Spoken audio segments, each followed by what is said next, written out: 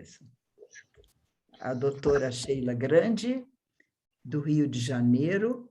Ela é uma amiga querida aqui da nossa Aurora, parceira, está sempre aqui conosco, cada vez mais, né, Sheila? Pois é. E médica antroposófica, também formada em euritmia, foi fundadora da ABMA no Rio de Janeiro e presidente várias vezes, e presentemente ela é uma das coordenadoras da seção médica no Brasil, do qual a Aurora é diretamente ligada. Nós fazemos parte desse grupo de terapias que estão ligadas à seção médica do Brasil, o que para nós foi uma honra muito grande ter agora a seção médica aqui no Brasil, né? Foi muito bom. Sheila, com a palavra, você com o seu tema de hoje, tão moderno. Então, Mary, muito obrigada pelo convite, é um prazer estar aqui com vocês. Já que nós estamos num número pequeno, a gente pode fazer de uma forma bastante informal, onde a gente pode trocar, pode perguntar. Acho que dá até para, sabe, se vocês interromperem, olha, eu não entendi isso, aquilo, o que poderia ser. Eu pensei em trazer esse tema de maneira que dessem alguns fundamentos para que vocês também pudessem desenvolver nas terapias. Em verdade, eu vou falar de coisas que todo mundo está vivenciando, a gente está vendo, e como é que a gente pode fazer essa ligação desse elemento espiritual com o físico, com o biológico? Como é que a gente pode entender um pouco dessa doença, né? Então, assim, a pandemia do coronavírus, a gente já está vendo muitas, não poucas, consequências na vida anímica do ser humano, né? Então, para isso, a gente precisa entender de que maneira a gente pode olhar essa vida anímica e lidar e chegar a essas consequências, entender um pouco. A gente vê que essa pandemia, como ela é uma doença do nosso tempo, porque ela é sem fronteiras, ela é uma contra-imagem do impulso cosmopolita micaélico, né? Micael é cosmopolita, e a doença pandêmica também, ela não tem fronteiras, né? Ela abre fronteiras. E isso é interessante, por que a gente pensar, por que a gente tem isso na nossa época? O ser humano, como vocês sabem, já passou do limiar. E a gente tem agora uma doença que tem um caráter coletivo da nossa época, né? Uma chamada bem intensa para as coisas dos valores do ser humano. Como eu estou comigo, como eu estou com o outro, como eu estou com a sociedade, como eu atuo no planeta, né? E aí a gente vai ver que a evolução do ser humano só acontece levando junto a evolução da Terra também. E aí o que a gente tem feito? A gente tem usado a Terra, né, como um instrumento, a gente polui a Terra, né? Graças a Deus a gente tem agricultura biodinâmica que cura a Terra, mas assim, a gente polui a Terra, a gente destrói as florestas, a gente polui as nossas águas, todas, do mar, dos lagos, dos rios, né? A gente destrói, polui o ar, a gente acaba com os animais. Em virtude desse estresse dos animais, a gente vai ter como consequência isso atuando no ser humano. Então, assim, como é que a gente usa tudo sem pensar de uma forma inconsequente? Então, a gente toma uma chamada e vamos visitar 3 instâncias, 3 forças adversas que todos nós temos dentro de nós. Essas forças vão, de certa maneira, sobressair, sobressaltando e, de forma mais enfática, todo mundo conheceu o medo, né? O medo. Aonde está o medo, né? Aonde ele se sitia no ser humano? A gente sabe que com a trimembração da psique em pensar, sentir e querer, a gente pode pensar o medo como algo que vem do elemento metabólico, né? Como é que a gente pode entender isso? Antes disso, a gente tem que pensar que, através da nutrição, o ser humano se liga à vida. Então, no metabólico, eu tenho a vida, né, e morte. Então, a gente sempre tem que pensar que a alma ela trabalha numa dualidade entre vida e morte.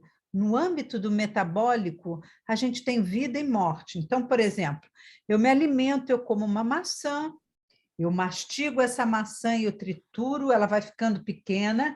Aí, olha só, gente, eu sinto o aroma, o meu organismo aéreo percebe o cheiro, aí eu dissolvo esse alimento que eu mordi, pode ser uma maçã, eu trituro e vou dissolver isso na minha saliva, não é assim? Isso que é dissolvido no meu organismo aquoso faz com que eu perceba o quê? Paladar, né? E esse paladar, ele também tem uma relação lá com o nosso fígado. Então, e aí eu pego, mastigo, degluto, né? Deglutir sai dessa esfera da consciência, da organização do eu e mergulha no metabólico. Aí a gente tem as contrações do esôfago, né? Chega lá no estômago, naquele milieu ácido, e tem líquidos e secreções, e ali começam a digestão das proteínas, um pouquinho dos carboidratos, e aí aquele ar que tem dentro do estômago, não sei se vocês estão lembradas, se isso é médico demais, quando passa para o duodeno, essa bolha de ar se dissolve dentro desse quimo, desse alimento que misturou com esse ácido, como um processo respiratório dentro do trato digestório e chega no duodeno, onde o milieu é alcalino. Ali a gente tem uma área onde tem morte.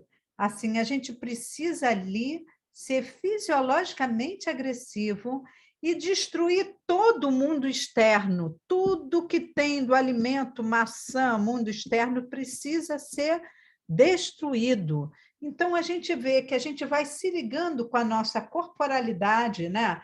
Aqui, a organização do eu entra no âmbito do corpo astral, ali no estômago, entra no meio alcalino, no âmbito etérico, e a gente se liga com nossos corpos suprassensíveis na corporalidade através de um processo de catabolismo. Catabolizar para anabolizar, lembra disso, gente? Então, a gente absorve essa substância. Ali nesse duodeno, a gente tem o quê? A secreção pancreática da vesícula. A vesícula ela vai emulsificar, vai fazer um monte de bolinha em volta da gordura. Aí vem a enzima pancreática que dissolve a gordura, quebra, bota em partículas menores para serem absorvidas. O pâncreas, na realidade, ele tem uma realeza no trato digestório, porque ele dissolve os 3 elementos, né? Dissolve os açúcares, dissolve as gorduras e as proteínas, né? Lembra disso? Tripsina, né? Aquelas coisinhas. Eu não vou detalhar tanto agora, só para a gente ver o gesto, né? E aí esse alimento é absorvido, vai pela veia porta, vai lá para o fígado, a gordura que vai pelos linfáticos e cai lá em cima na parte vascular da crosta da aorta, lá para cima, e depois entra no sangue e circula. Então, o que a gente pode ver? Eu tenho um processo todo de morte, e quando eu absorvo essa substância, ela vai ser humanizada. E aí há um renascimento da substância. E aí eu vou dar uma ênfase ao fígado, porque o Steiner fala o fígado é o órgão do quê? Da vida, não é isso? É um órgão do querer. Querer implica em ação, não é desejo. Eu desejo abanar a mão, vou ficar desejando. Eu quero abanar a mão, eu abano a mão. Então, é algo que eu realizo, que no movimento me leva para o futuro e que eu trago realidade aos meus pensamentos e sentimentos. Então, isso é muito importante de observar. E o fígado é aquele órgão que também produz as nossas proteínas, que é a nossa matéria-prima, né? E produz também substâncias pró-inflamatórias chamadas interleucinas, que a gente vai entender um pouco mais aonde eu quero chegar. Então, assim, esse fígado também curiosamente, o Steiner fala que é o órgão da coragem. O fígado é o nosso órgão da coragem. Ele diz coragem, né? Então, é lindo porque, além de ser o órgão da coragem, a origem, assim, se a gente olha etimologicamente, oi, querida, etimologicamente, a palavra coragem, a gente vai ver cor de coração, agem de ação, e vai para o mundo. Muito importante perceber essas coisas do espírito da linguagem, sabe? Então, olha só como é que as coisas acontecem. Então, eu acho que eu vou compartilhar com vocês, porque já dá para a gente aqui se distrair um pouco. Olha só. Então, a gente tem o ser humano, a gente estava falando aqui do fígado, do âmbito do querer, né? E aí a gente falou que aqui é o âmbito da vida, onde nasce, onde o ser humano é criado, né, a partir desse processo catabólico de morte, de desgaste. Então, no âmbito metabólico, o ser humano vive nessa dualidade entre vida e morte.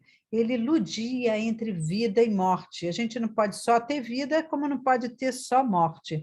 Então, eu me ligo, encarno na morte e renasço na produção dessa substância própria. Está claro isso? E aí, a gente tem nessa esfera, como uma força adversa, né? A gente tem, quando ocorre um obscurecimento dessa vida, a gente vai ter o quê? O medo, né? E quem combate isso é o nosso querido fígado. Por que é importante de ver isso? Porque quando começou a pandemia no ano passado, para mim, assim, nossa, os pacientes ligavam sofrendo, angustiados, primeiro que de um dia para o outro, lockdown, isolamento, né? Então, isso foi uma coisa demais. O que é isso? As pessoas gritavam, ligavam gritando para mim, desesperadas. O que é? O que está acontecendo? É uma guerra bacteriológica? Enfim, todo nível de coisas possíveis imaginárias, e totalmente compreensível, mas a gente tinha que lidar com isso. E eu tinha que aprender a ver, a gente não sabia nada, como até hoje a gente pouco sabe da fisiopatologia dessa doença, mas com os recursos antroposóficos, o que a gente pode fazer? A gente pode... Ih, ficou esquisito, deu chabu aqui na minha câmera. A gente pode entender o gesto dessa doença, né? Isso é muito importante, entender o gesto dessa doença, né? Deu chabuzinho na câmera, que beleza. Bom, vou ficar embaçada, gente, seja por isso. O que acontece com isso? Perdi um pouco o fio, onde é que eu parei? O gesto. O gesto dessa doença. Então, assim, a gente vê o quê? Que tem medo. O medo das pessoas era impressionante. Que outra coisa, qual era a informação que a gente tinha? Que acontecia uma tempestade de citocinas. Citocinas são proteínas pró-inflamatórias. É como se esse homem inferior invadisse o homem superior, rompesse esse limite que existe suprassensível entre coração e pulmão, invadisse essa parte do homem superior. Então, era uma tempestade, é uma tempestade de citocinas. Isso são fatos, mas como isso acontece, por que acontece, era difícil. De início, se localizou como sendo um acometimento só pulmonar, e aí eu começo a entender devagar um pouco isso, e por que, assim, fazendo uma conexão com a medicina acadêmica, e como é que isso gerava esse pânico, e eu percebia que o medo alimentava, era nítido para mim, esse processo inflamatório, e esse processo inflamatório se espelha na psique, né?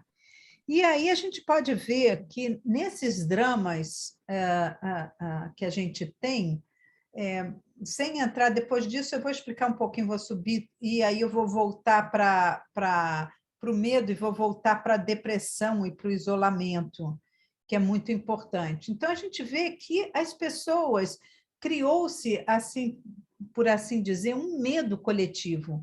Então, todo mundo que adoece sintoniza com esse medo coletivo. É uma coisa assim impressionante. Impressionante. Se a pessoa já fica com isso, vai morrer. A gente tem muita colaboração dos vizinhos, dos parentes, todo mundo ligando, dizendo para o indivíduo que ele vai morrer, né? Então, assim, é muito animador. Então, tratar do paciente significa a gente poder acolher todo esse medo dele e mais o que os outros também, de certa maneira, colaboram dificultando esse tratamento.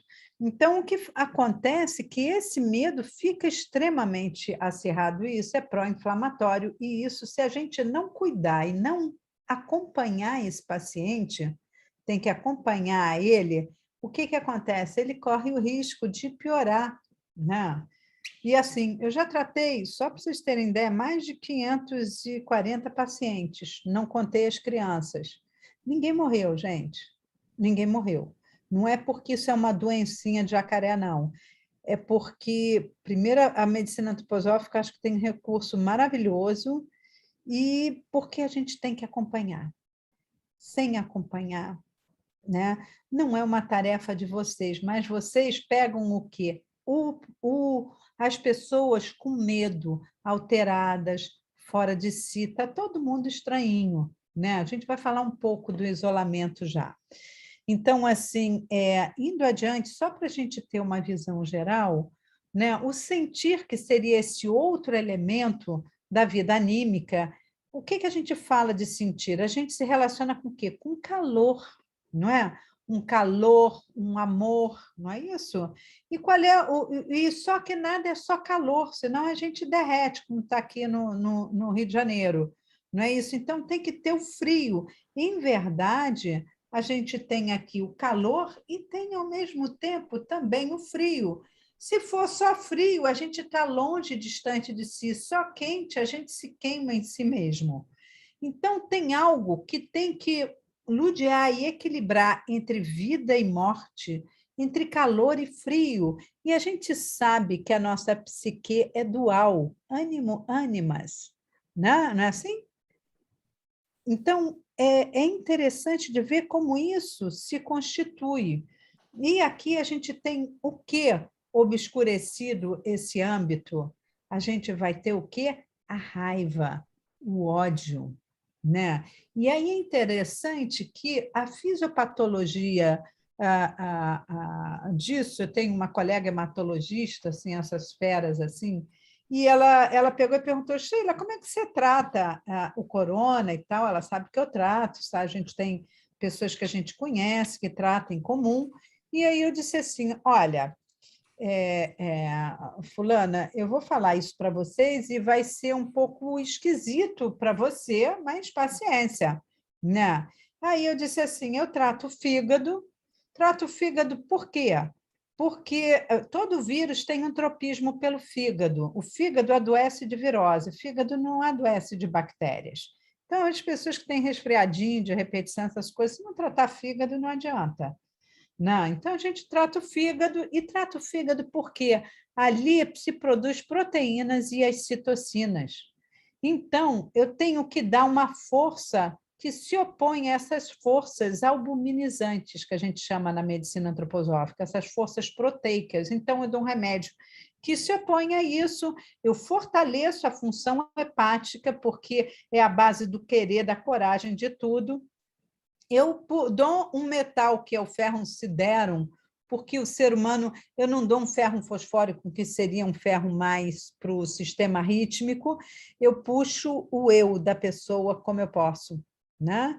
E faço uma fórmula lá, cheio de venenos, etc., para o vírus, e aí a gente vê quais são as comorbidades que a pessoa tem, vai lá ver conforme a clínica dela vai fortalecer mais o pulmão, às vezes aéreas superiores, ou o trato digestório, ou tudo disso um pouco, aí a pessoa tem câncer, aí você enlouquece com tudo que você tem que cuidar, ou então pega aqueles velhinhos, né, cardiopata, nefropata, com marca-passo, eu adoro uma coisinha assim.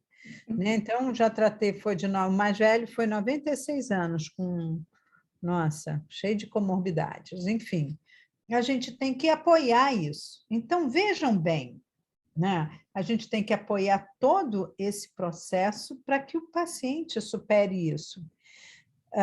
E aí é interessante que o ódio veio se desenvolvendo depois do medo, as pessoas com o ódio, a raiva, com as perdas que elas tiveram, com o confinamento, com o isolamento, com todos os prejuízos pessoais, psíquicos, ou de trabalho, ou de tudo.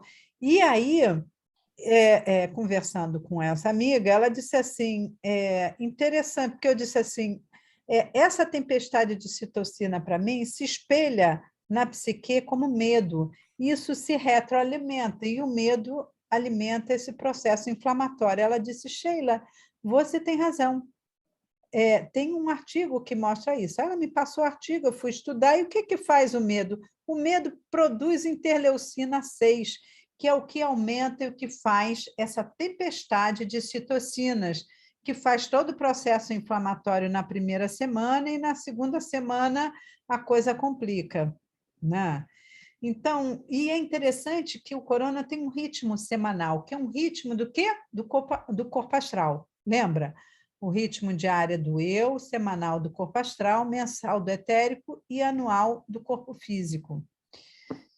Então, o que acontece? O medo, quando a pessoa tem medo, ela produz essa interleucina 6, ela faz essa onda pró-inflamatória, produz bastante essa substância chamada citocina, que vai inflamar tudo muito, não tem essa força de contenção que se opõe a isso nessa pessoa, por isso que a gente tem que tratar isso, e existe medicação para isso na medicina antroposófica. E vejam bem, a pessoa se isola. O medo é uma reação ao estresse, que o medo tem como comportamento biológico esse aumento da interleucina 6, se recolher, não beber água, não se alimentar, todo mundo perde a fome no corona. Perde uns quilos, pelo menos se pegar corona vai ter essa beleza, vai perder uns quilinhos fácil, né? Tem que sempre ver o lado positivo das coisas, né? Então, assim, e fica, tem também os mecanismos de fuga do medo, que é diferente do ódio. É bem interessante isso, quando a gente estuda. E aí a gente vai ver como esse medo levou, despertou neuroses, despertou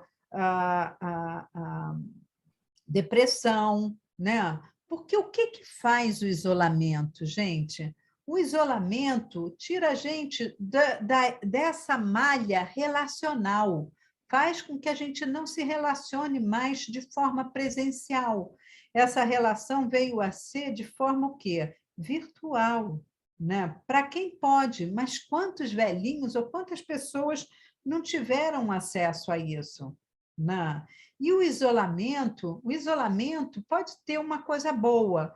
Se eu estou isolada como numa ilha, né? Agora estamos falando de uma ilha interior, essa ilha pode ter vida, eu posso ainda manter meu relacionamento com o mundo fora, eu posso manter a minha relação comigo mesmo e fazer as coisas, né? Então, esse isolamento ele pode, às vezes, até ser saudável no sentido quando é produção literária, quando tem determinadas coisas que a pessoa tenha uma vida interior.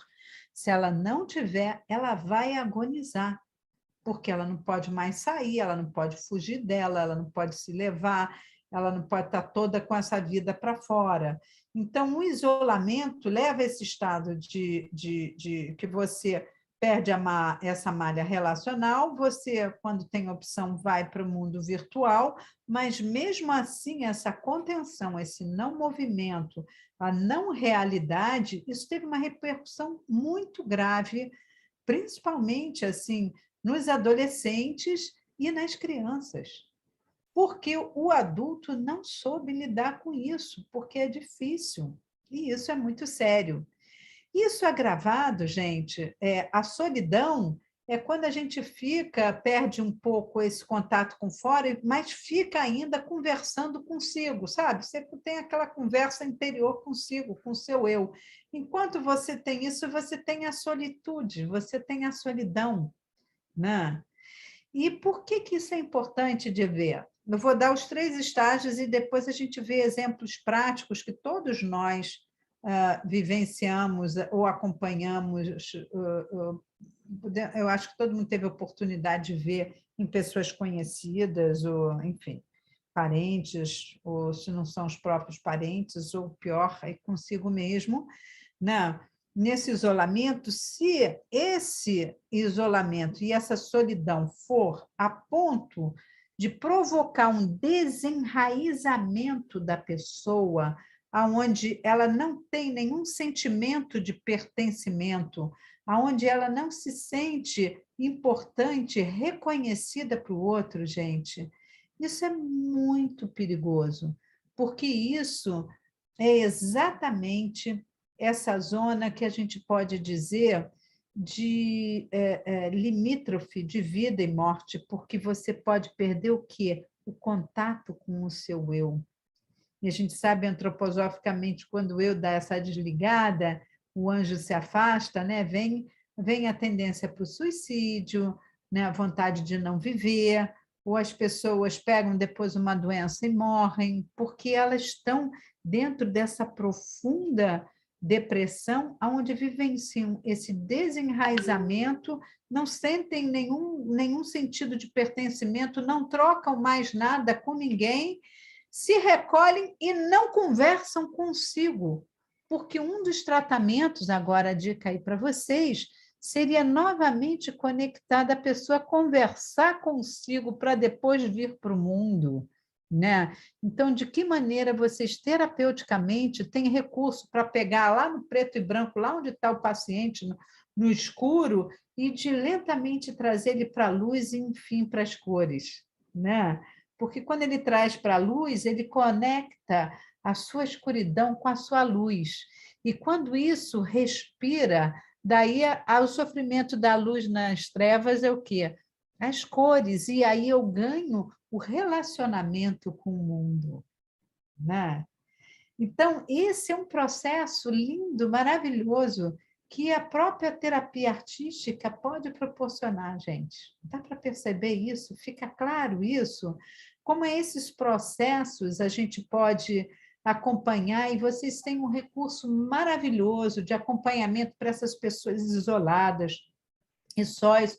Você vê quanta neurose, quanta loucura que as pessoas ficaram com medo. Nossa, não sai, cuidado, a criança vai matar a vovó, que vai matar o pai. Gente, cada coisa, crianças enclausuradas, amedrontadas, jovens que não saem do quarto, que não falam, que ninguém mais se beija, ninguém mais abraça, ninguém mais come, dentro da própria família, tá? Dentro de casa, não é fora, não. Fora tudo bem, né? Aí usa máscara, fofa daqui, fofa dali ou não fofa, mas, enfim, o que acontece? Esse ambiente as pessoas descompensaram muito, não deram conta disso. E isso, por exemplo, a gente viu eu vi vários velhinhos isolados, vários pais, avós, sozinhos, e ninguém podia ir lá visitar, porque, não, eu estou na rua, eu posso levar vírus.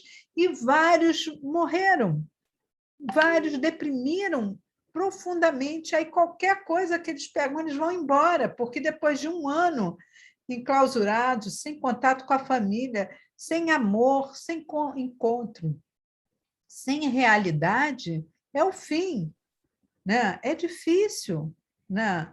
Tanto, principalmente para o mais idoso, porque ele fica muito fragilizado. E também para quem, qualquer idade que não tenha estrutura e fique isolado, né? Não tenha, mora sozinho, ou sei lá, tem uma relação infeliz com quem mora, nossa, é muito difícil, tem aquele isolamento, apesar de ter alguém do lado, muito difícil, gente, porque aí, né, as pessoas, as secretárias, tudo foram mandadas embora, né? E as pessoas ficaram sozinhas. Então, isso é muito grave, que a gente vê que aí eles pegam um resfriado, eles vão embora, Não. Então, isso é uma das consequências desse isolamento da depressão, também baixando esse sistema imunológico. Isso é um lado das coisas. A gente vai ver jovens se cortando, né? Extremamente agressivos, enlouquecidos, ou fechados, ou no quarto, ou desanimados, sem fazer nada, e começam a provocar dor para se sentir, porque eles não encontram, está naquela idade de sair, de conhecer, de experimentar, da testosterona, sabe, dos ovários, tudo saindo pelas orelhas, né? Aquela querendo, aquela se relacionar, se encontrar, conversar, né? Desenvolver isso, e ficam trancafiados, neuróticos, com medo. Então, isso é muito grave. Muito. Isso tem consequências que a gente não tem ideia. Assim, não dá para falar de todas as consequências disso tudo, né? Porque a gente está falando ainda, segurando no ser humano. As crianças que ainda não trocaram os dentes, que vão ser a geração pandêmica, pandemia, elas formam o seu organismo com os pensamentos que estão em torno delas. Imagina se estiver na casa onde os pensamentos são neuróticos, loucos, só de medo, isso vai formar e vai plasmar a criança, né? Fora isso, tem a máscara, ela não vê articular a palavra, ela está aprendendo verbo nas crianças menores, né? Sempre o não me toque, e isso. Então, assim, os pais precisam ter muito jogo de cintura. Os pais precisam, de alguma forma, como eu posso dizer, estarem muito firmes e tranquilos para passar. Gente, é essa condição, vamos passar da melhor forma? Mas isso faltou e é muito difícil. Poucas pessoas conseguiram fazer isso. E aquelas que ainda foram e tiveram a disponibilidade, puderam sair, por exemplo, do Rio de Janeiro, da cidade, e ir para a casa de campo, poder andar, poder correr, poder movimentar, poder pegar sol, para poder dormir, aí sim, né, as pessoas tiveram uma maneira de fugir, de contornar, de oferecer outras condições para as crianças ou para si mesmo. Então, isso é muito grave, né? Então, a gente vê como o medo tem algo paralisante, inflamatório, de isolamento, que pode se desconectar, e o racional desconecta no medo também, isso é conhecido, né? A gente viu que no final do ano passado, o que acontece? Essa desconexão foi todo mundo fazer de conta que não existia pandemia, né? Aqui no Brasil, anarquia para que te quero. Ainda dá um sambão com o jacaré do presidente, aí já viu. Então, assim, a gente vê esses comportamentos, e é muito importante que a gente possa diagnosticar isso e poder atuar terapeuticamente, né? Já o ódio tem um comportamento diferente biológico, esse tipo de estresse. O que faz o ódio? O ódio provoca um movimento de dentro para fora, e esse movimento ele exige glicose. Então, tem um eixo hipotálamo, hipófise adrenal que produz o quê? Cortisol, e que consome glicose. Onde tem glicose é a organização do eu, só que não tem organização do eu, organiza nada, né? Fica uma anarquia, porque a pessoa com ódio ela quer brigar. Então, ela quer brigar fisicamente, ou ela quer brigar psiquicamente. E o que a gente vê na alma, a alma é dual. E quem vai equilibrar isso tudo? Olha só, a nível de pensar, a gente tem que luz, mas não é só luz, né? Senão a gente também não pensa. A gente precisa um pouco das trevas. E quem equilibra isso tudo é o quê? É o nosso eu. Tá vendo? Esse eu aqui é que vai equilibrar essa polaridade que existe na nossa vida psíquica. O meu pensar não tem só luz e não tem só trevas, eu espero. Então, ele tem que ser equilibrado para lá e para cá, entre as luzes e as trevas. Se isso obscurece, o que eu tenho? Eu tenho a dúvida, né? Aí a dúvida vai atuar. Então, é importante como é que a gente fortalece esse eu para estar presente e equilibrar essas condições anímicas do ser humano. Então, para eu lidar com medo, o que eu preciso? Olha, a coragem. Para eu lidar com ódio, o que eu preciso? Do amor. Para eu lidar com a dúvida, eu preciso a certeza. E o que me dá certeza, gente, na vida? É algo espiritual, né? É algo bem, como eu posso dizer, é algo bem interno, que me dá aquela certeza de ser, eu estou certa, ou eu estou errada, ou eu vou por aqui, eu vou por ali, né? Esse encontro consigo com algo divino, do divino em mim, né? Então, essas coisas precisam, como eu posso te dizer, ficarem mais claras, né? Deu para vocês entenderem até agora? Acho que eu vou desconectar um pouco para a gente ver aqui. Vocês estão compreendendo isso? Está claro? Né? Porque, assim, se vocês compreenderem isso, vocês vão ter, pelo lado de vocês, muita inspiração. Vocês sabem com que cores vocês trabalham no metabólico, no sistema rítmico, no sistema neurosensorial, vão ver qual é a constituição do paciente, vão ver em que estado que ele se encontra, para você ver que recursos que vocês vão utilizar dentro disso. Então, é muito importante. Veja bem, a gente está numa época de grandes polarizações. Você vê, tudo é briga, né? Tudo é racismo, é Lula, é Bolsonaro, é não sei o quê, tudo, ninguém podendo conviver com ideias diferentes, sem essa força do eu para equilibrar e aceitar que o outro lá é diferente. Gosto de você ou não, gosto não se discute, lamenta-se no máximo, não é assim? Mas a gente tem que poder lidar com isso. E aí a gente vê o joguete, e aí cai no mundo que num mundo virtual, né? Onde você não tem um encontro, você tem a ilusão do encontro, você não tem a realidade, você tem a virtualidade. Para os mais velhos, não tem problema. Agora, para os jovens, que precisam viver e experimentar a vida e ter o encontro da realidade, quando as aulas voltaram, gente, vocês não sabem como melhoraram muito rápido os jovens, por simplesmente encontrarem, poder trocar e isso ser real. Para as crianças também, nossa, assim, essencial. E para a gente também, vamos combinar, né? Assim, como médica, como eu não parei de trabalhar, eu não me incluo nisso, porque karmicamente os médicos e a área da saúde, os enfermeiros, os fisioterapeutas e aqueles que foram para a linha de frente do Covid, não pararam. Isso também foi uma chamada para a área da saúde atuar. Aqui a gente tem uma atuação conjunta de Micael e Rafael para lidar com isso. E é muito interessante, porque Rafael ele atua no metabólico, ele traz para a gente, quando a gente se movimenta na vida e vai para frente, o que Rafael traz? O nosso destino.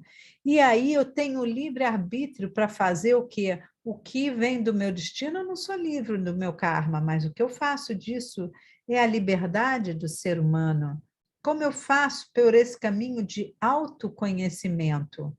Então, a gente vê que, como essa vida anímica ela está muito polar, aí eu resolvi trazer para vocês uma meditação e contemplar também, em verdade, contemplar o representante da humanidade. Aqui, para terminar esse slide aqui, essa certeza espiritual, esse sentido, essa compreensão e o manuseio no lidar, isso são as soluções salutogenéticas que a gente tem para lidar com as coisas. Eu preciso dar um sentido de que eu nasci nessa época. Eu preciso compreender isso. E quando eu compreendo, eu acalmo, né? E aí eu posso colocar à disposição o meu amor para atuar pelo outro. ter a coragem. Precisa de coragem, gente, para atuar, sabe? Precisa ter coragem para curar, coragem para enfrentar aquilo que não tem ainda uma receita de bolo. Você tem que ver a partir, fazer a leitura a partir do que vem ao seu encontro para poder atuar no mundo, seja no trabalho, de forma criativa. É bem a nossa época de Micael, né? Tenho de erradicar da alma todo medo e terror que o futuro possa trazer ao homem, não é isso? E assim, tem que ter serenidade, né? Frente a todos os sentimentos e sensações perante o futuro, né? O ser humano deve adquirir isso. Olha só, essa é a oração de Micael, né? Então, a gente tem que pensar, essa é uma versão mais antiga. Não é mais antiga no sentido de velho, mas é uma variação sobre o mesmo tema, né? Que a Sônia traduziu, muito linda, e diz assim, perante o futuro, o ser humano deve adquirir, encarar com absoluta equanimidade tudo aquilo que possa vir e pensar somente que o que vier virá a nós de uma direção espiritual plena de sabedoria. A gente precisa ter a certeza e a confiança disso, só isso vai lidar com essa dúvida, porque a gente tem que ir sem a certeza em nada, e essa certeza ela vai estar interna espiritualmente. É lindo isso. Em todo momento, temos que fazer o que é correto e deixar o restante entregue ao futuro. Isso é o que temos de aprender em nossa época. Viver em pura confiança, sem qualquer segurança existencial, confiando na ajuda sempre presente do mundo espiritual. Realmente, hoje em dia, não pode ser de outra forma, se não quisermos que a coragem submerja, disciplinemos firmemente nossa vontade e procuremos a revelação a partir do interior, todas as manhãs e todas as noites. Gente, isso é de uma genialidade que dá uma força para a nossa vida, para esse momento, de uma forma assim, nossa, inexplicável. Que força tem isso, esse impulso, essa chamada para a era de Micael? E aqui, o limiar existencial, a gente tem nesse limiar aonde vem a doença, e Micael pode nos ajudar com autorreconhecimento, e Rafael que traz a doença, que traz o karma. A atuação desses dois faz com que a gente possa lidar com essas forças adversas que todos nós temos dentro de nós, que vem a ser o medo, o ódio e a dúvida. O medo no metabólico, o ódio no sentir e a dúvida no pensar, né? E assim a gente precisa dar sentido, precisa compreender, precisa amar, precisa ter um manuseio, precisa ter coragem de enfrentar isso tudo. Então, essa ligação profunda com o espiritual, com o amor e com a coragem, ou seja, me colocar a servir de uma forma amorosa ao outro, com essa força e essa segurança que a gente nasceu e escolheu nessa época para isso. E para isso não pode a coragem nos faltar, senão a gente não vai agir e atuar, tornar realidade o que a gente pensa, sente e quer. E aí eu pensei para vocês, eu não vou falar nisso porque não dá tempo. Essa é uma frase bem interessante de Hannah Arendt, não sei se eu já trouxe alguma vez para vocês, que eu gosto muito sobre determinado aspecto, apesar de que esse verso do Steiner, ele diz assim, temos que extirpar da alma com a raiz todo medo e terror daquilo que do futuro vem ao encontro do ser humano, quer dizer, aquilo que do futuro vem ao encontro vem pelo metabólico. Aqui traz Rafael, isso. E aí diz Hannah Arendt sobre determinado aspecto, Minha opinião é de que o mal nunca é radical, é apenas extremo e não possui profundidade nem qualquer dimensão demoníaca. Ele pode cobrir e deteriorar o mundo inteiro, precisamente porque se espalha como um fungo na superfície. Essa é a sua banalidade. Apenas o bem tem profundidade e pode ser radical, ter raiz. Bom, aqui eu trouxe isso, assim, pelo Goetheanum, na verdade, para fazer uma breve passagem. Esse foi o primeiro Goetheanum que foi queimado. Vocês sabem que o Steiner fez aquela... ele esculpiu na madeira a imagem do representante da humanidade. Era para ficar aqui. Aqui significa, em verdade, com corte lateral, aqui a gente teria 12 colunas e aqui 7. E a entrada vem de cá para cá. Vocês estão vendo a minha seta? Atenção. Sim, sim, Sheila. Estão vendo? Tá. Então, Sim. de cá para lá.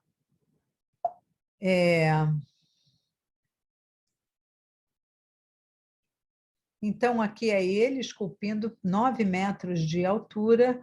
Aqui foi ai, como era dela, a escultora com que inspirou e ajudou a modelar, fazer isso tudo, Edith Marion, né? E aqui a gente tem essa obra de arte maravilhosa, que deveria ser utilizada por todos os terapeutas e médicos que querem realmente atuar curando. Então, eu queria que a gente contemplasse um pouco, e eu gostaria que vocês falassem um pouco do que vocês estão observando, se possível.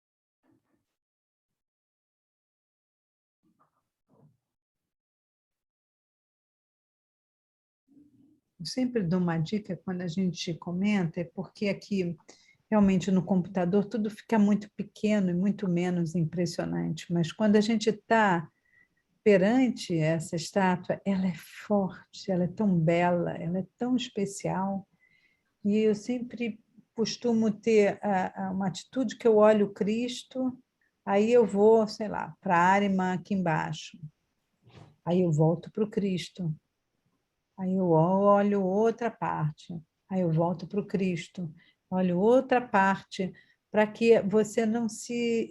tem gente que dá um voo nisso, né? Que passa mal, que dá piti, que dá isso, mas se a gente pode contemplar isso, novamente, sempre voltar para o Cristo, é uma coisa que ajuda muito. O que vocês veem grosseiramente dessa imagem? Não estou dando muito tempo para vocês, não, porque eu estou partindo do princípio que todo mundo conhece isso. Para mim é que o Cristo é o único que está livre, o restante está preso. Tudo está dentro e ele é o único, para mim, me vem forte de que ele é o único que está livre, o restante está preso. Uhum. O que mais? Interno. O que mais? O braço dele me chama muita atenção, para cima e Tá. para baixo. Está falhando. Fala um pouquinho mais alto, por favor. Os braços dele me chamam muita atenção, com essa contenção. Uhum. Puxo para baixo e depois um livramento por cima, assim. Ele está assim...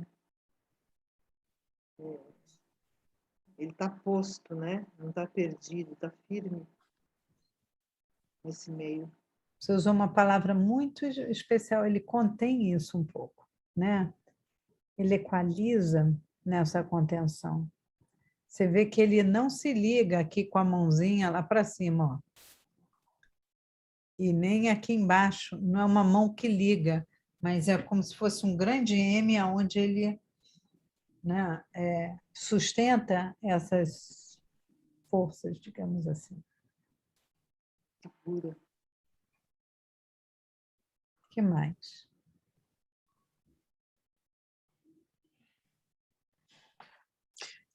O olhar, ele parece que está em direção ao futuro, né? Ele está, assim, firme nessa posição ereta, né? Contendo a parte de baixo, ligada ao espiritual, mas na meta, né? Firme. O olhar está para o futuro.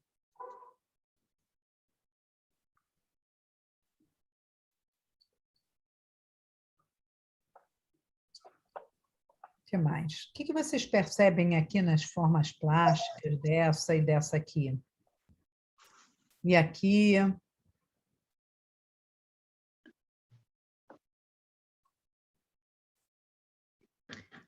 Tem muito mais a ver com ossos, né?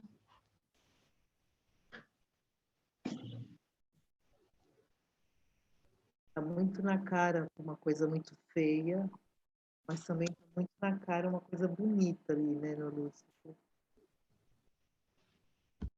É a primeira vez que eu estou reparando que a parte do Cristo é inteira, ele está íntegro, e a parte das forças que está do outro lado, elas estão cada uma em um compartimento mais quadrado, mais contido.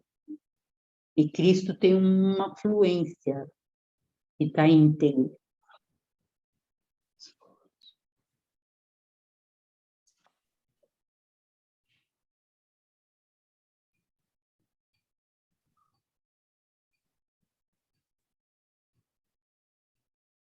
Esse aqui é a árima, né?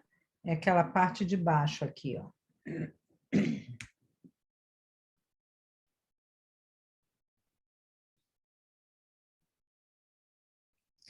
Assim, eu não vou fazer uma contemplação linda como deveria, tá? Que a gente precisa de tempo, precisa deixar vocês falarem, arrancar bastante coisa, né? Mas é só para a gente ter, isso é só para ter deixa eu marcar, um gostinho, né, do que a gente como recurso para desenvolver essas forças terapêuticas pode fazer contemplando isso. O Steiner, no final da vida dele, ele fica lá no ateliê, diante dessa estátua, e ele é cuidado pela Ita Wegman. Quem relata isso de uma forma muito linda é o Peter Zeg, né? Quando a gente tem a oportunidade de estar lá no Goetheanum e acompanhar isso, ir nas salas e ouvir a história, é muito lindo, muito lindo. Novamente, a gente volta aqui para dar um reforço, essa parte do Cristo. E eu queria chegar, em verdade, esse é o Lúcifer caído. Doutora Sheila? Sim. É o Rômulo. Sim, e fala. o que eu achei interessante nesse Cristo é que ele parece é claro que a gente tem a ideia de que ele é um ser humano, mas engraçado que ele não está aparecendo, ele não foi esculpido como aquele ser humano, aquele Cristo europeu que a gente tem noção, com aquela barba, né? Quando você olha assim, você sabe que ele é o Cristo porque estudou, porque viu, mas ele não, na minha opinião, claro, ele não tem o rosto daquele Cristo Jesus que a maioria das pessoas tem como uma imagem coletiva desse ser.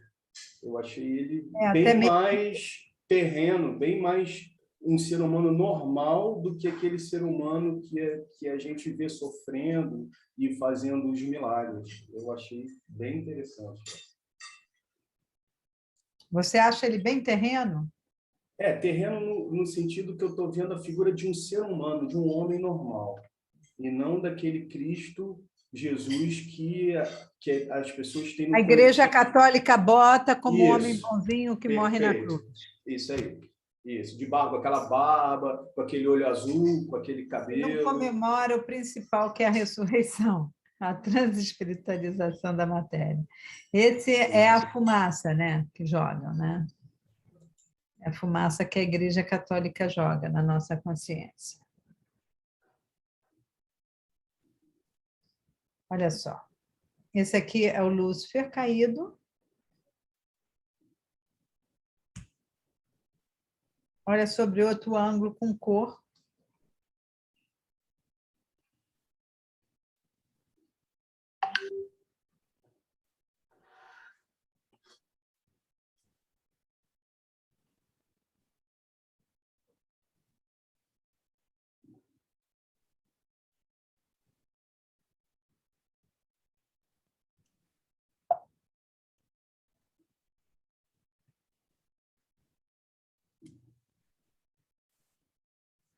E aqui eu cheguei onde eu queria um pouco, que aqui a gente vai ver essa figura de Lúcifer, que não está com uma foto muito boa, e ela dá, e aqui a Arima novamente, e eles se dão as mãos diretamente nessa altura, mais ou menos. Olha só.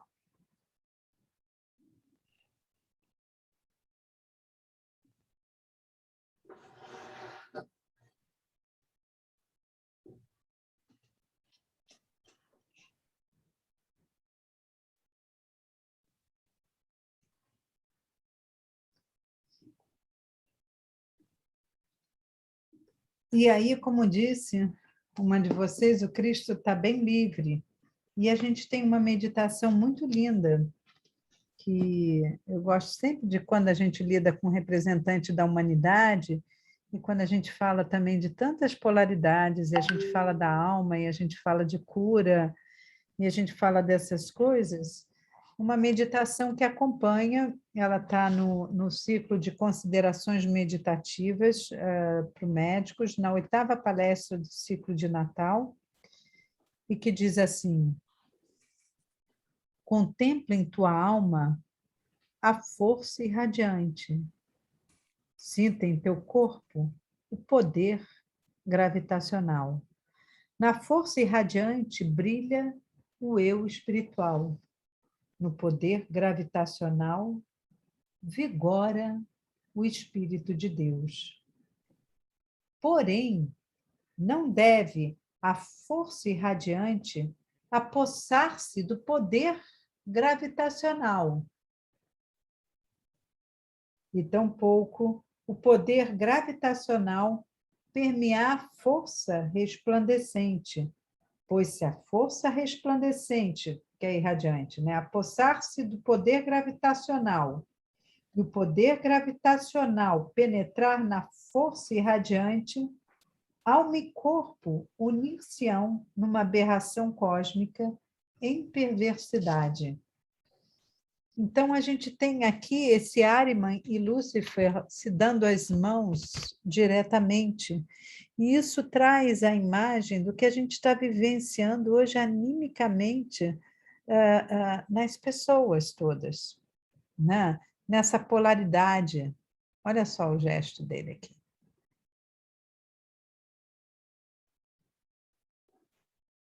Nessa raiva, nesse ambiente virtual com muita mentira, não demonizando só o ambiente virtual, mas assim, como é que a gente usa, quanta mentira a gente tem hoje deflagrada, induzindo comportamentos, pulando raiva, ódio, né?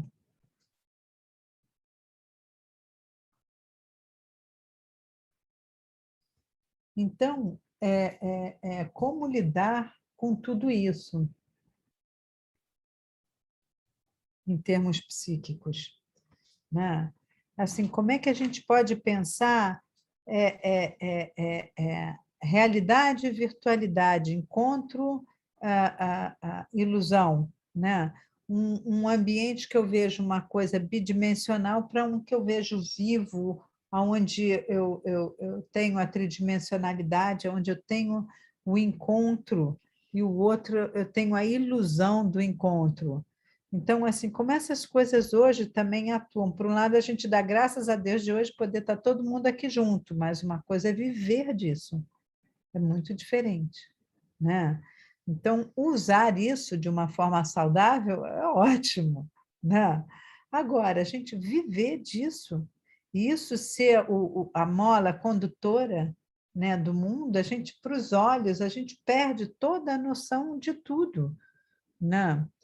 De profundidade, do meu pensar, formar uma imagem. Eu já tenho uma imagem pré-formada, eu preciso formar a minha imagem, manter a minha imagem com a força do meu querer no pensar, para eu poder ver, preciso aprender a ouvir, não toda hora está mudando tudo, né? Então, assim, são essas coisas que são muito importantes da gente poder lidar. Eu acho que assim, são 20, 17. Eu queria abrir um pouco para as perguntas, porque aí a gente pode falar mais. É importante que vocês interajam um pouquinho, para não ficar só falando sozinha aqui.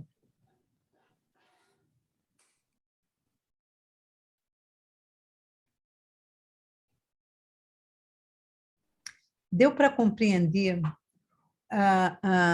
Ter uma imagem dessas consequências anímicas.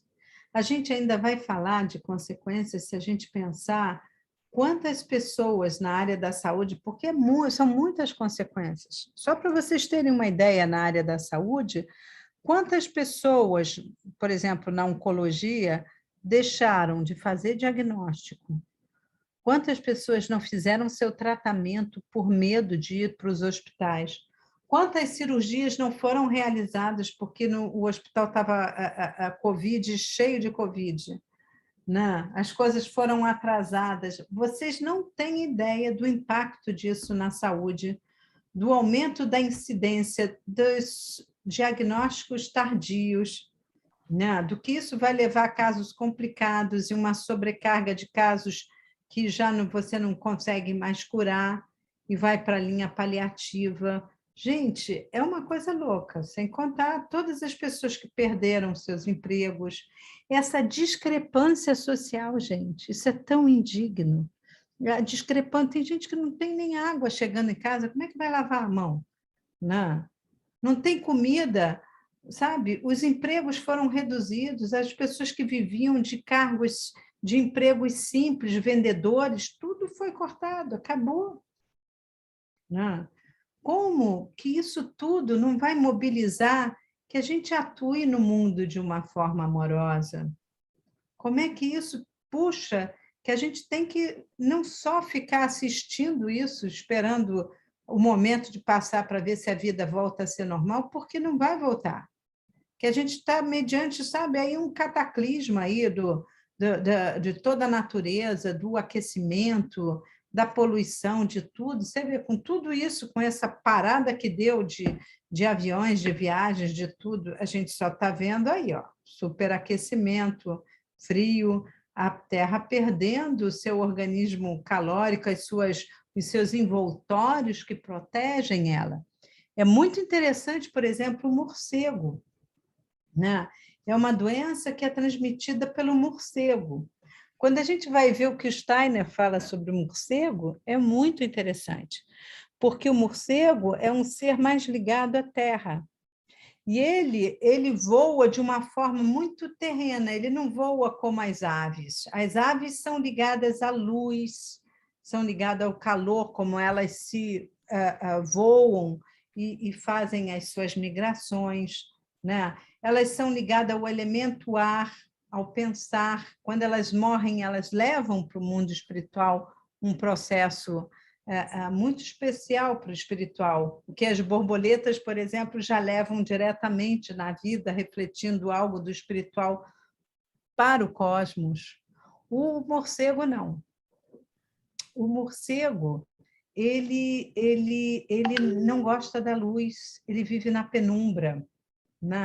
Aquelas asas não são de peninhas que tem ar, aquela asa é como uma pele e com unhas que crescem, que tem aquela asinha que a gente lembra de Batman, né? Tudo assim, né? Isso é uma pele. E eles produzem uma substância que fazem também uma camada em volta da Terra. E que, nos antigos mistérios, os iniciados procuravam se proteger disso, porque espiritualmente havia percepção do que eles produziam, né? E eles produzem algo que, em verdade, o ser humano absorve e respira. E se ele encontrar um local dentro da gente, né, vai acometer várias coisas, porque eles são o alimento de quem? Do dragão. E onde é que vive o dragão, gente? Onde é que vive o dragão?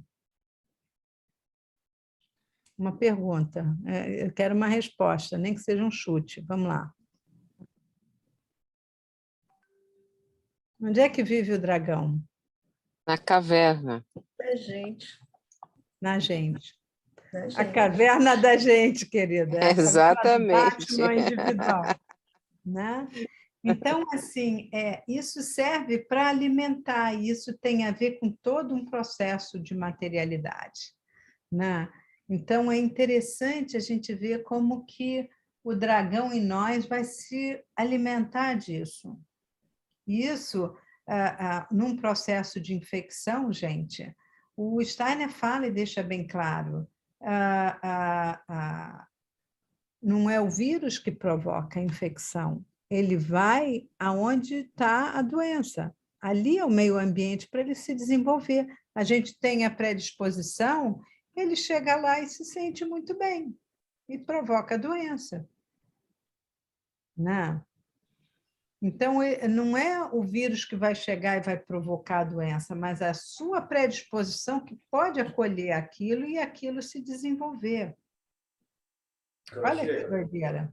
Fala, querido. O que seria essa predisposição? Seria um medo ou seria algo fisiológico do corpo? É diverso. O medo, ele fala uma coisa muito boa, essa pergunta, Rômulo.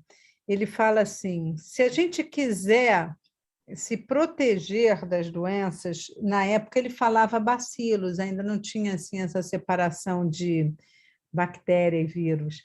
Ele diz assim, se vocês quiserem se proteger de bacilos, ele diz melhor ainda, vou voltar um pouquinho para trás, século XV, né? Ele diz assim, século XV, as pessoas hoje, quando falam do século XV, ficam fazendo piadas porque as pessoas tinham medo dos fantasmas das doenças, né?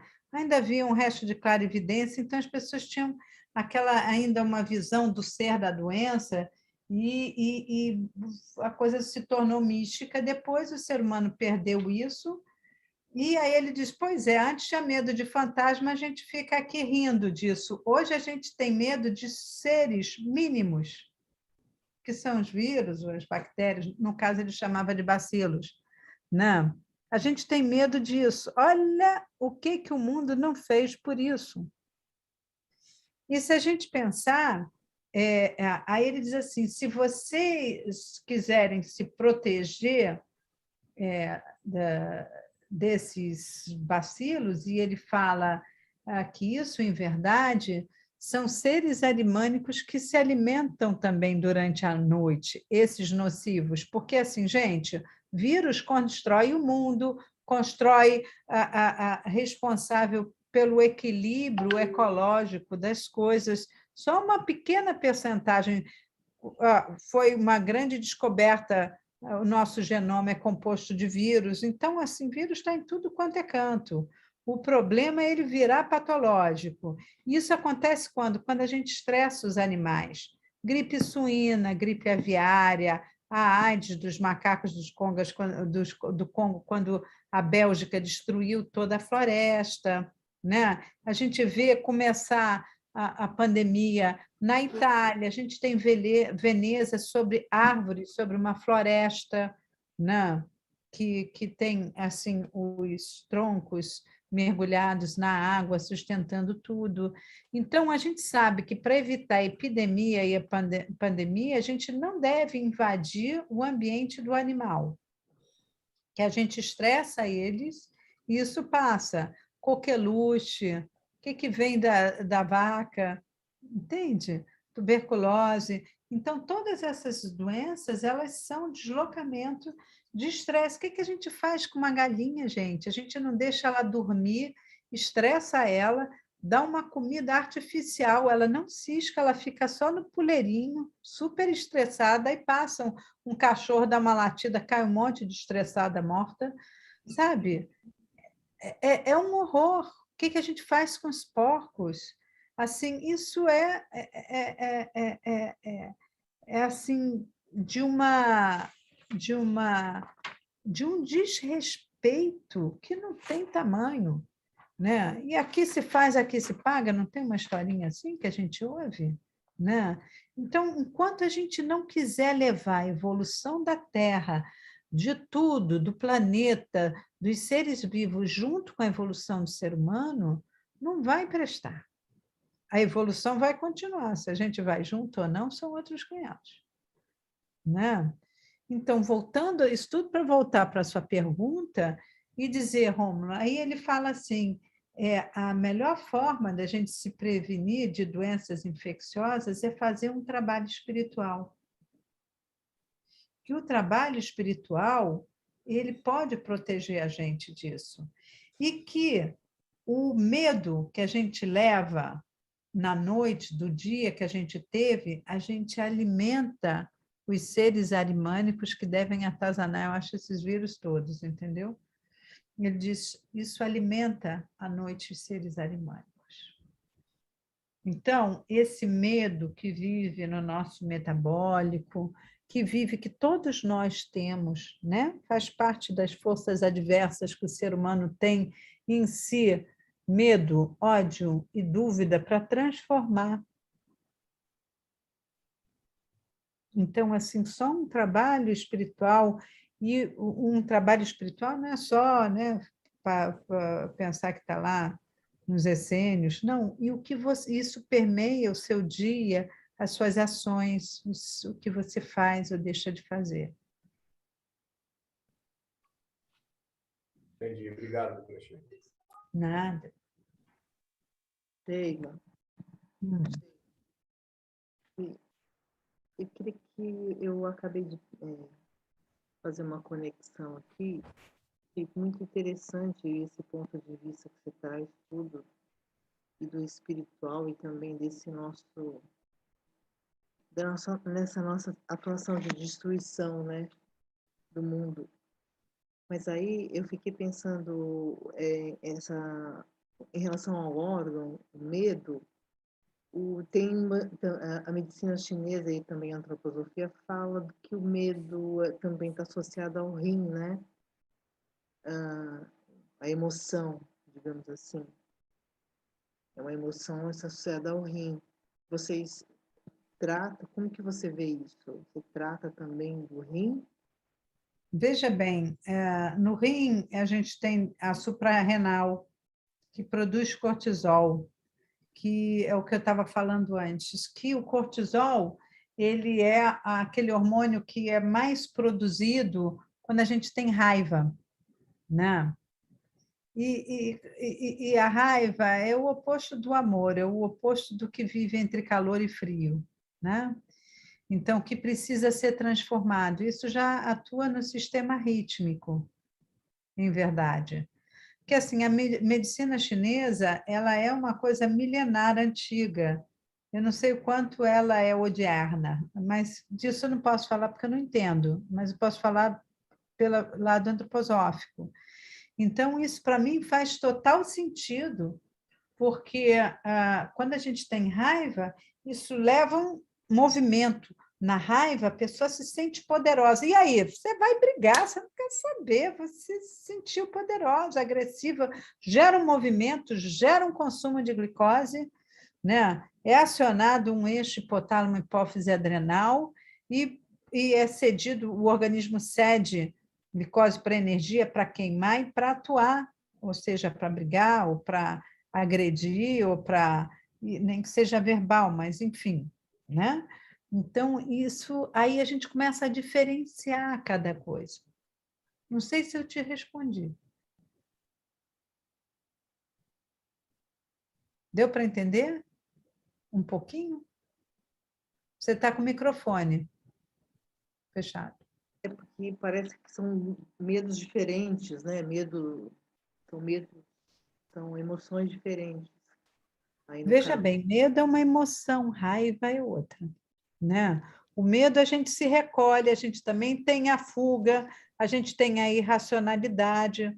Um bicho muito acuado com medo, ele desliga o racional para ele, se ele tiver acuado, ele vai ser morto, ele desliga o racional, entendeu? E vai ter os mecanismos ali. A raiva, enquanto que o medo se sente fraco, na raiva se sente forte, quer partir para fora, vai de dentro para fora. Então, a gente tem que aprender a diferenciar essas coisas para a gente ver como é que é isso. É bem sutil. E isso tem uma conexão no biológico também. E é muito importante que a gente consiga fazer essa ponte entre uma coisa e outra.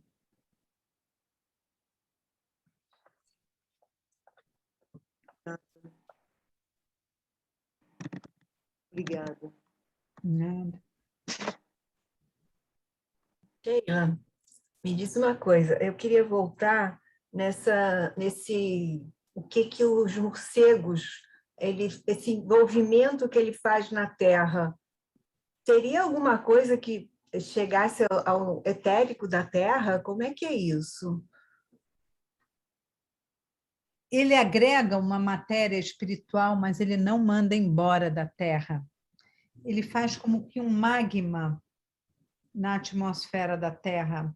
Isso traz alguma coisa que liga o ser humano no sentido da Terra material, né?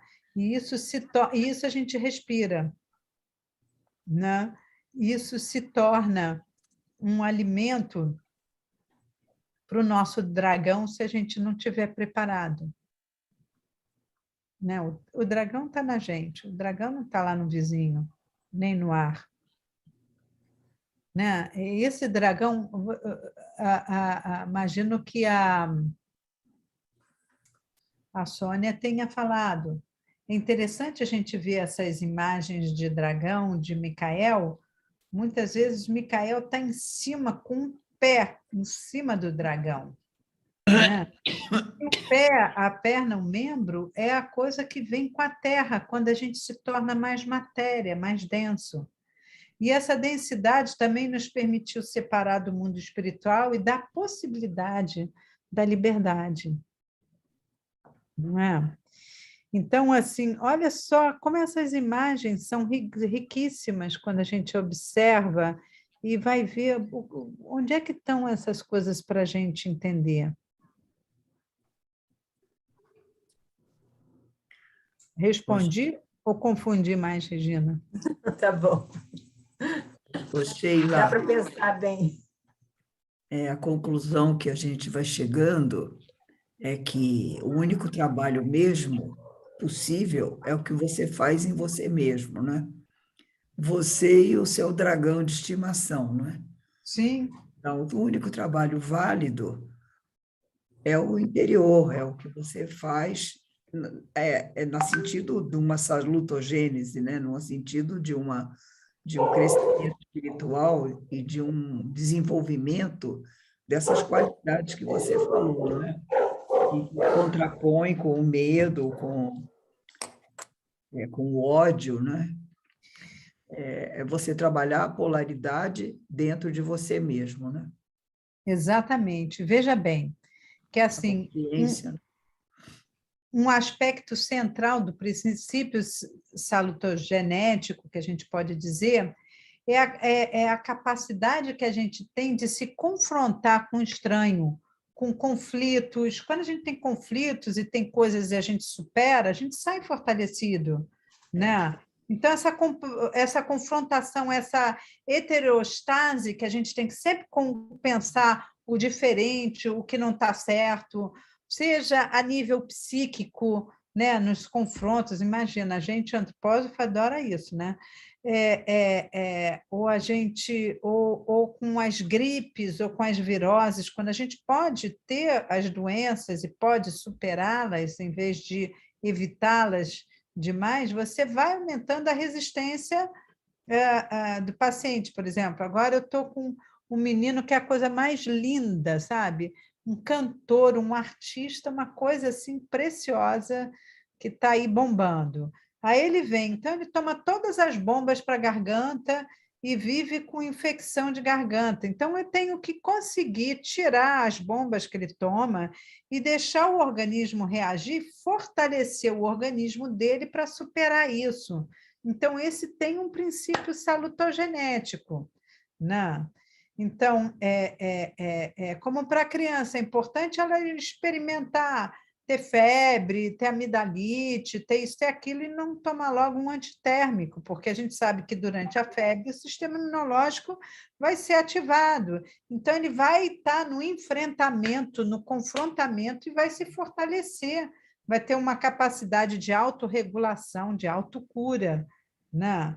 E aí, quando a gente sai fazendo todas as medidas que impedem isso de alguma forma, a gente impede essa heterostase, essa capacidade de lidar com a diferença. E isso a gente está vendo. Alguém, hoje em dia, não sabe lidar com as diferenças.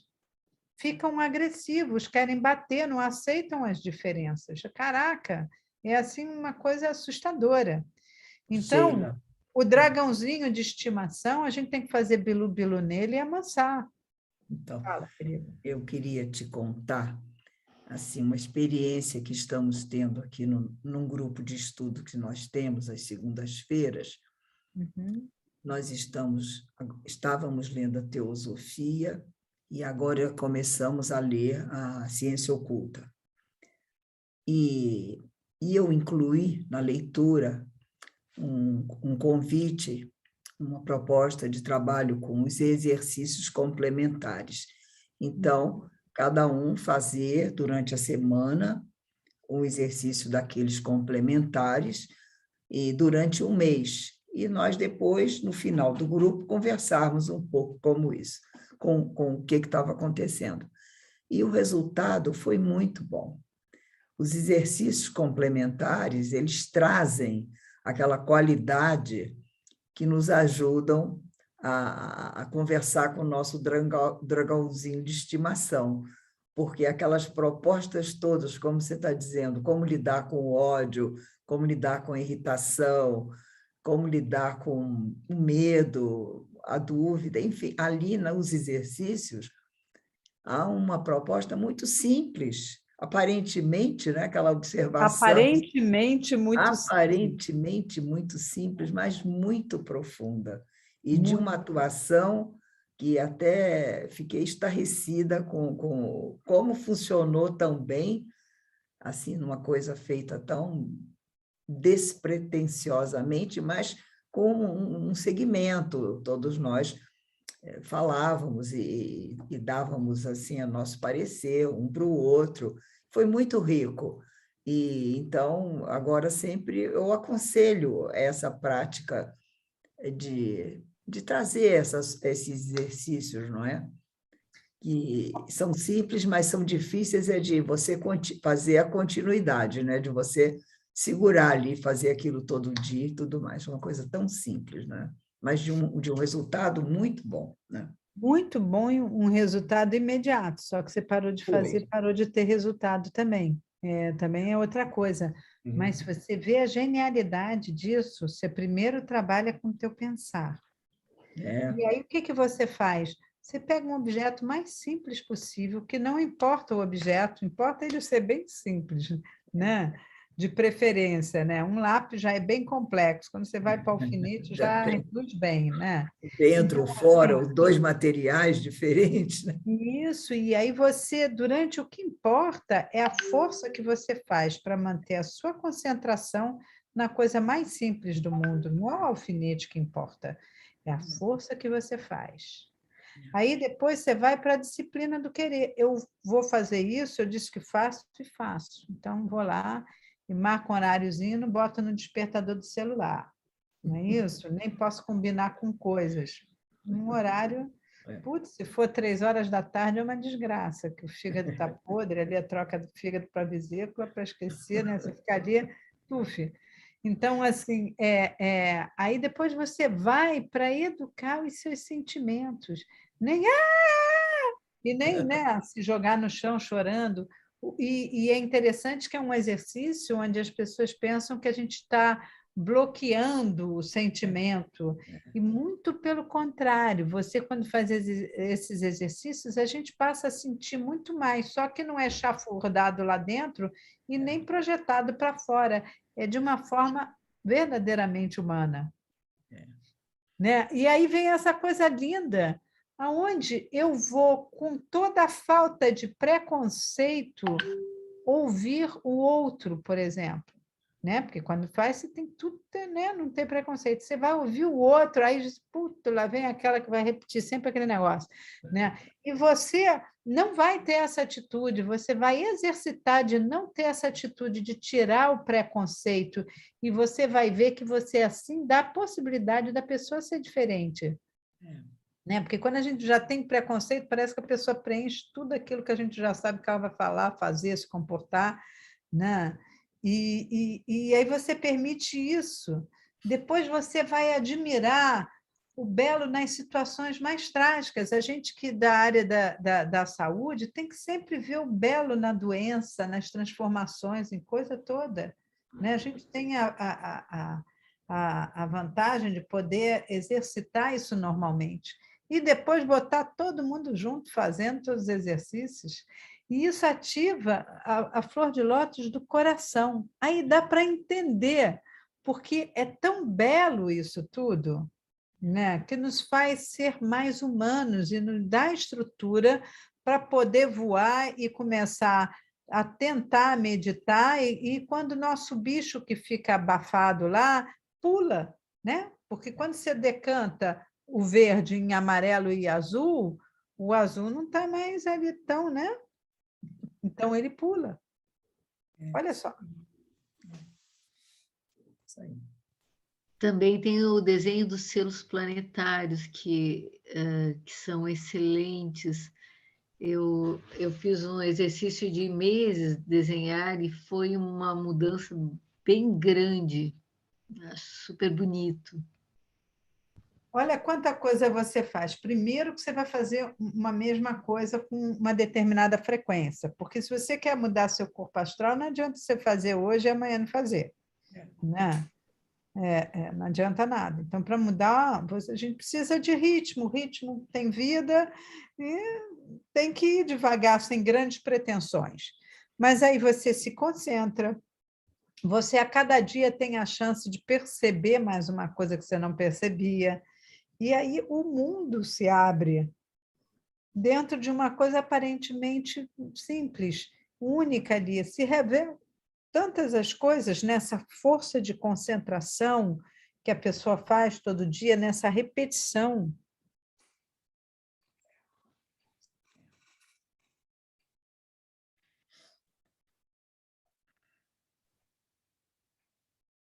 Perguntas.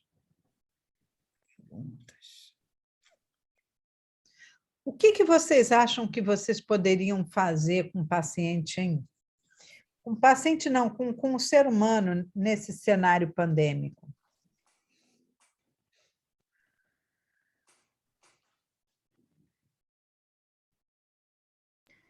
Eu acho que o que está surgindo muito é essa questão do medo e da coragem, né? Esse sim é o que as pessoas, ao menos aqui em Florianópolis, a gente está vendo que as pessoas ainda estão com medo de sair, né? Os pacientes ainda não querem fazer o trabalho no ateliê, eles preferem ainda online. E aí, como trazer a coragem, né? A gente trabalhando com preto e branco para trazer bastante coragem para o carvão, a questão desse embate que tem para eles reforçarem o seu próprio embate interno, né? Mas eu acho que ainda é muito a questão do medo, que ainda está muito presente.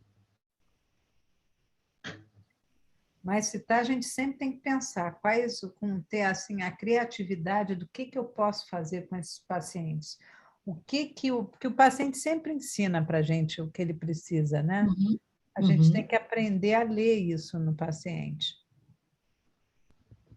Isso é que não existe uma fórmula, né? Cada um vai trazer alguma coisa, né? E conforme a idade também tem o medo é diferenciado, né? Sem dúvida. Desenho de forma, né? Desenho dinâmico. Isso, desenho dinâmico é ótimo É, o também. desenho de forma. Que vai ativar todos os fluidos internos, vai ativar essa vontade, fazer, além do movimento, para frente, para trás, cruzamentos, né? Fazer elevações, fazer cruzes.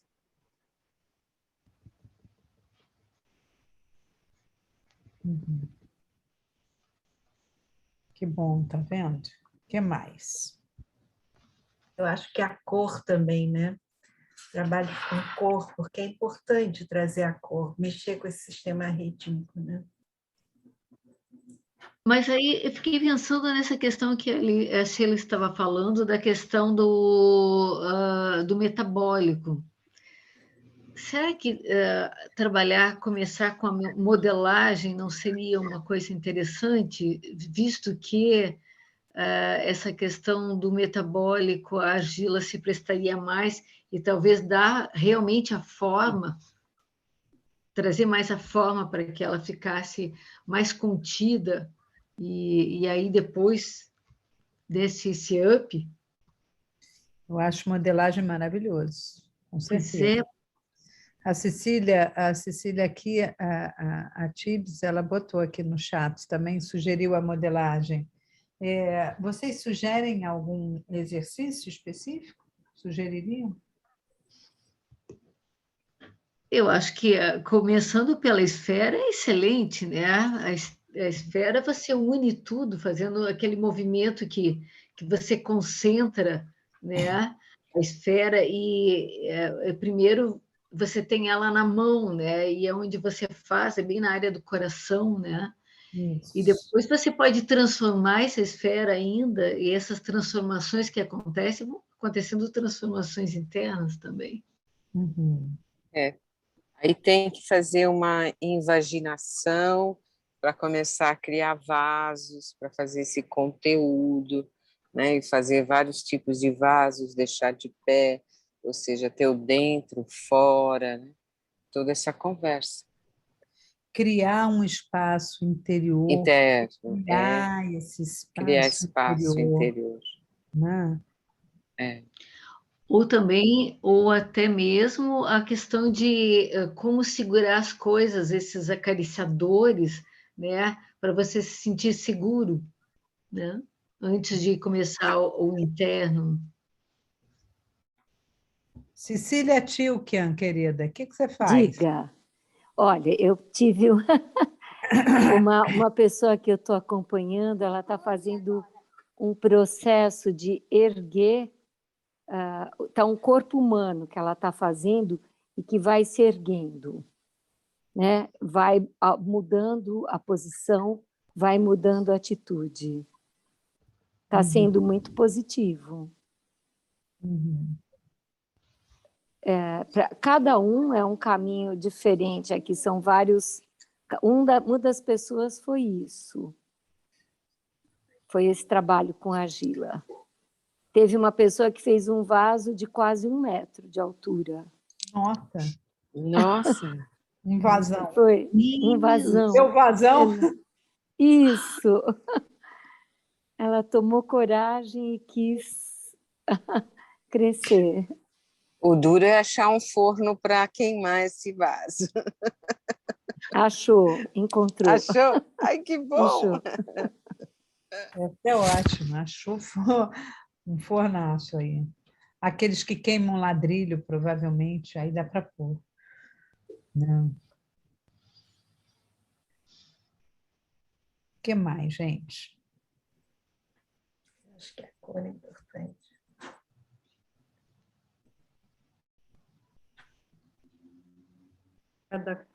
cada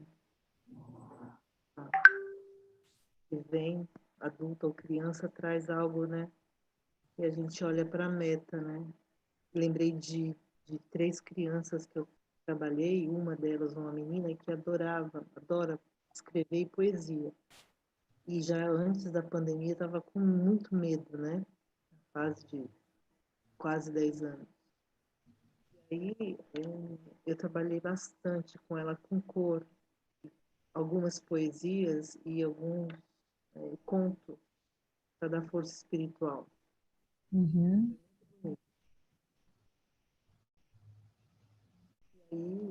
E ela não aceitava modelagem, né? De jeito nenhum. Então foi uma forma de entrar com cor e ter o resultado. Né? Tá vendo? Elas vão mostrando para a gente o que elas precisam. A gente precisa olhar só, né? O paciente mostra, é muito impressionante isso. A gente tem que aprender. Ele ensina a gente o tempo todo. Quando a gente se coloca para aprender, o paciente ensina a gente. Ele mostra, ele nos conduz. Né? É interessante isso. A gente se acha, né? Chega se achando, mas não é bem assim, não.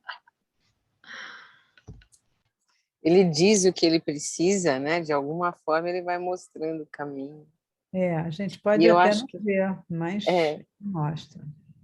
acho que uma coisa assim interessante que eu sempre percebi que as pessoas, quando você fala em terapia artística, todo mundo fala: eu não sei desenhar, não sei pintar, não sei fazer nada. Nossa, nunca fiz nada, tá? Então as escolas criam muito esse conceito de não ser capaz de fazer, né, coisas. E eu acho assim muito bonito quando isso é quebrado, né? Porque quando você pega uma argila e você começa a realmente dar forma e chegar em alguma coisa, é como se você quebrasse esse muro, né? Que foi rotulando durante o tempo. E aí é que começa a ter um movimento interno, né? Por exemplo, essa criança que ela comentou que não queria fazer argila, né? É típico de nunca ela ter se colocado naquilo e sempre foi, não, é difícil. Mas a hora que o ser humano vislumbra essa parte artística, né? Seja ela qual for, poesia, fala, cantar, dançar, ouvir, dançar roda, pintar, fazer desenho de forma, escultura, a hora que isso começa a entrar, a alma começa a entrar nesse movimento, ela desperta, né? Ela vai para a vida, vai para respirar, vai para entrar no ritmo, né? É muito lindo isso. Uhum. É pena que a criança na educação ela vai perdendo isso. Eu estou com 3 netinhos, um com 5, um com 4 e outro com 3. Então, eu estou curtindo isso, essa coisa da criança que não tem preconceito, que faz todas as coisas. Outro dia, um gesto. Né? Outro dia, não sei o que a gente estava fazendo, alguém de casa falou assim: olha lá, são as 4 crianças, porque era eu e mais os 3.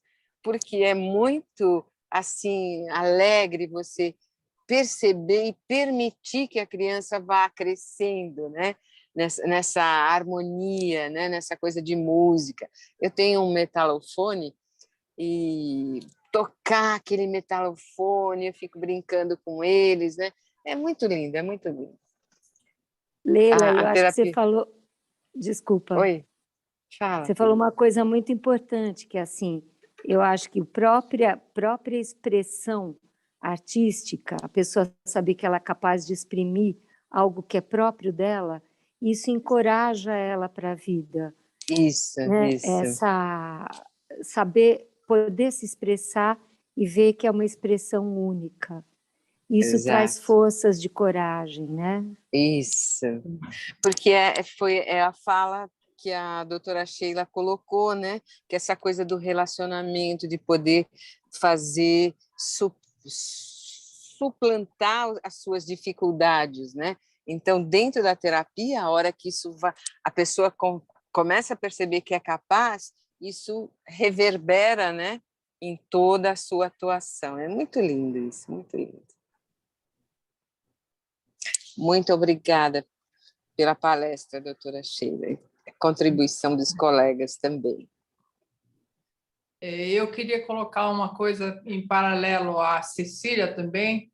Eu tive um paciente com muito medo e fiz ele expressar isso no corpo, e no momento que ele sentiu isso no corpo, ele conseguiu fazer o mesmo gesto na argila, que foi uma coisa bem recolhida, bem pequena, e aos poucos a gente fez em vários passos até ele conseguir lentamente entrar na vertical. Então, ele passou por todos os movimentos de encolhido, aí ele começou a se levantar lentamente, depois começou a se sentar, a partir de sentar, se ajoelhar, e todos esses trabalhos eu fiz na argila. Foi assim um processo muito bonito que ele conseguiu resgatar dele mesmo e conseguiu se entender quando ele se encolhia e como é que ele estava resgatando a força interna dele. E você vê que esse se encolher também é um se isolar. Isso, E a exatamente. partir do momento que ele começa a novamente a ter o dois, sabe? Eu me comunicar comigo mesmo e começar a ganhar esse espaço de me comunicar com o outro, então isso se dá. Aí você começa a tirar ele da toca e trazer para o mundo. É muito do gesto, né? Do gesto encolhido para um gesto erguido, né? Isso. Erguido e livre aqui para poder atuar. Isso, isso.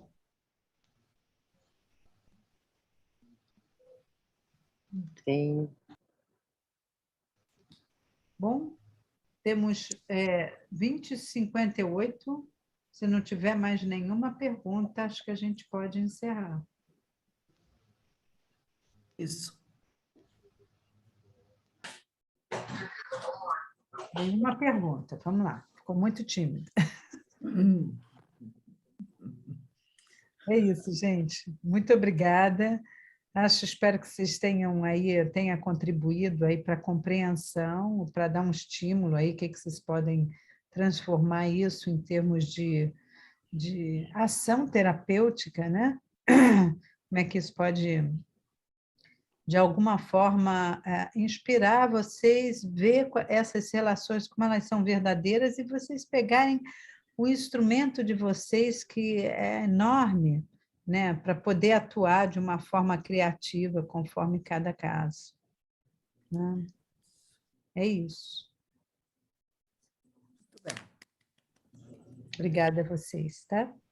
Muito obrigada. Muito obrigada. Muito obrigada. Boa noite. Muito obrigada. Obrigada, Sheila, pela sua presença mais uma vez e pela essa conversa tão gostosa e essa oportunidade também de todo mundo se manifestar e fazer suas perguntas. Agradeço muito. E o jeito também tão prático e objetivo que você colocou essas questões que para todos nós são tão atuais, não é? Todo mundo está vivenciando isso, mesmo quem não ficou doente, vivenciou todos esses passos que você deu, não é? Uhum. Tem Muito jeito. obrigado. Muito obrigada, querida. Muito obrigada. Muito obrigada. Boa noite, gente. Boa noite. Boa noite. Boa noite. Boa noite, obrigada. Boa noite. Obrigada. Boa noite. Boa noite.